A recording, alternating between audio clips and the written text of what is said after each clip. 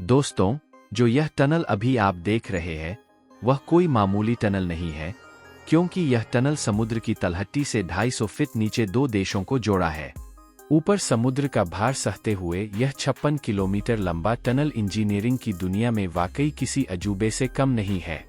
दुनिया भर के इंजीनियर इस मेगा प्रोजेक्ट को दुनिया का 8वां अजूबा मानते हैं। जरा कल्पना करके देखिए कैसे उन तमाम वॉकर्स और इंजीनियर ने इस काम को अंजाम दिया होगा। इसकी कंस्ट्रक्शन की स्टोरी वाकई किसी अजूबे से कम नहीं है।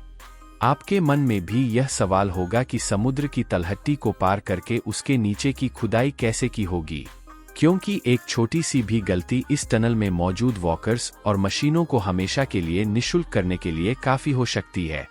आज के इस वीडियो में हम इन तमाम सवालों के जवाब कुछ जानते हैं।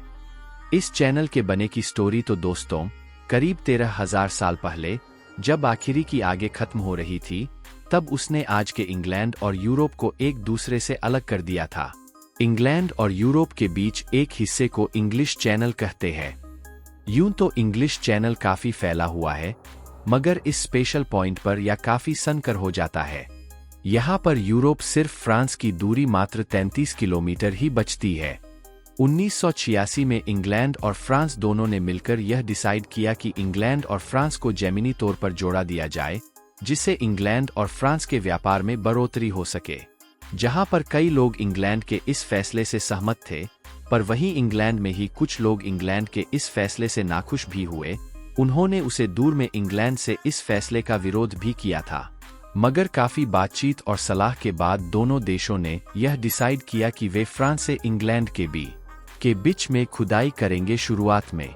तो यह प्रोजेक्ट एक फेलियर प्रोजेक्ट गया, क्योंकि किसी समुंदर के नीचे और 30 किलोमीटर दूर का टनल बनाना कोई मामूली काम तो नहीं है।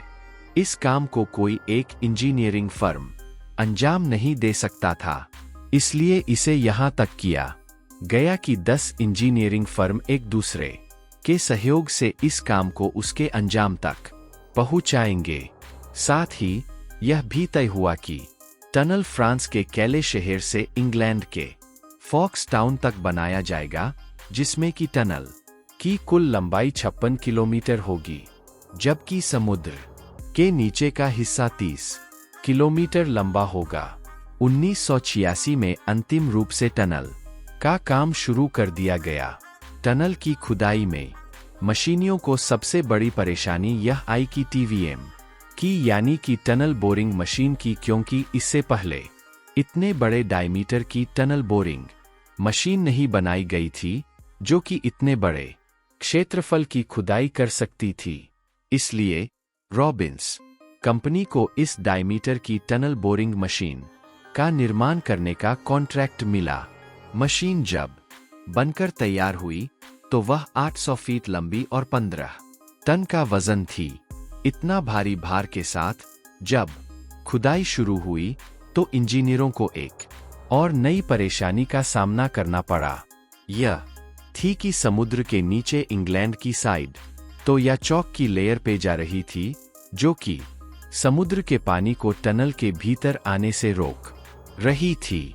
मगर फ्रांस की साइड में यह लेयर काफी कमजोर थी और वहां की मिट्टी में बहुत सारी दरारें थीं, जिससे इतनी बड़ी TVM का उपयोग करना इंजीनियरों के लिए बहुत ही खतरनाक हो सकता था, क्योंकि जब इतनी बड़ी टनल बोरिंग मशीन चलती है तो खुदाई के दौरान बहुत ज्यादा वाइब्रेशन उत्पन्न होता है, जैसे कि टनल में समुद्र के नीचे लीकेज होने का खतरा भी होता है अगर थोड़ा सा भी लीकेज होता है। दोस्तों, जो यह टनल अभी आप देख रहे हैं वह कोई मामूली टनल नहीं है, क्योंकि यह टनल समुद्र की तलहटी से 250 फीट नीचे दो देशों को जोड़ा है। ऊपर समुद्र का भार सहते हुए यह 56 किलोमीटर लंबा टनल इंजीनियरिंग की दुनिया में वाकई किसी अजूबे से कम नहीं है। दुनिया भर के इंजीनियर इस मेगा प्रोजेक्ट को दुनिया का 8वां अजूबा मानते हैं।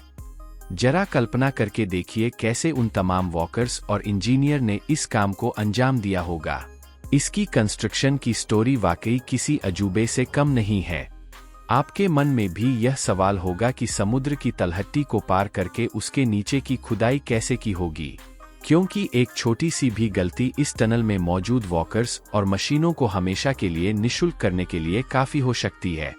आज के इस वीडियो में हम इन तमाम सवालों के जवाब कुछ जानते हैं। इस चैनल के बने की स्टोरी तो दोस्तों करीब 13,000 साल पहले जब आखिरी की आगे खत्म हो रही थी, तब उसने आज के इंग्लैंड और यूरोप को एक दूसरे से अलग कर दिया था। इंग्लैंड और यूरोप के बीच एक हिस्से को इंग्लिश चैनल कहते हैं। यूं तो इंग्लिश चैनल काफी फैला हुआ है, मगर इस स्पेशल पॉइंट पर यह काफी सनकर हो जाता है। यहाँ पर यूरोप सिर्फ फ्रांस की दूरी मात्र 33 किलोमीटर ही बचती है।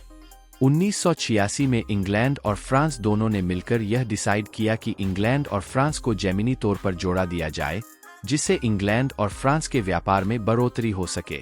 जहां पर कई लोग इंग्लैंड के इस फैसले से सहमत थे, पर वहीं इंग्लैंड में ही कुछ लोग इंग्लैंड के इस फैसले से नाखुश भी हुए। उन्होंने उसे दूर में इंग्लैंड से इस फैसले का विरोध भी किया था। मगर काफी बातचीत और सलाह के बाद दोनों देशों ने यह डिसाइड किया कि वे फ्रांस से इंग्लैंड के बीच में खुदाई करेंगे। शुरुआत में तो यह प्रोजेक्ट एक फेलियर प्रोजेक्ट गया, क्योंकि किसी समुंदर के नीचे और 30 किलोमीटर दूर का टनल बनाना कोई मामूली काम तो नहीं है।